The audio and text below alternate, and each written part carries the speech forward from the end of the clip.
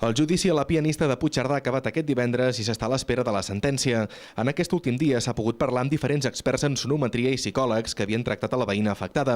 Tots els psicòlegs han coincidit en que la denunciant patia un trastorn lleu i que els seus símptomes es van reduir notablement una vegada aquesta es va traslladar a Galícia.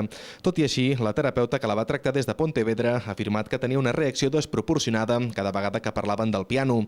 Una vegada han desfilat els últims testimonis, la fiscal ha llegit el seu informe i en ell redueix la pena de presó dels 7 anys i mig demanats inicialment a 1 any i 8 mesos. Considera que no hi va haver obstrucció en les peticions de l'Ajuntament de Puigcerdà per a la insonorització de l'habitació.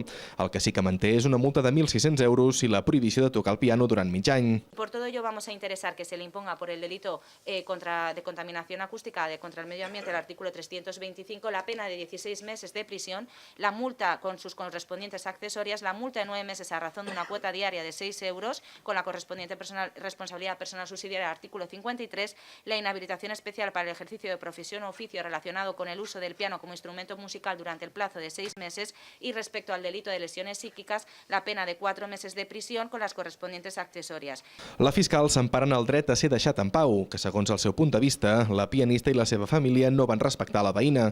Per part de l'acusació, segueixen exigint 4 anys de presó. La clienta no vol fer sang, ni vol perjudicar, el que vol és senzillament que es faci justícia i que els fets que han succeït es sotmetin a la vista del tribunal i s'hi apliqui els tipus penals i les condemnes que mereixen.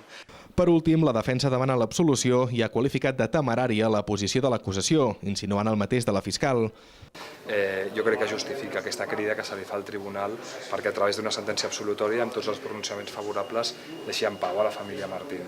Rotundament no, i crec que després del judici, si hi havia algun dubte abans, després del judici jo crec que s'ha posat que és més evident que mai, que no hauria d'haver arribat mai a un tribunal penal. Per últim, ni la jove pianista ni la seva família han volgut fer servir el seu últim torn de paraula. Tant ella com la seva mare estaven commocionades i quan han sortit de la sala tampoc han volgut parlar davant els micròfons.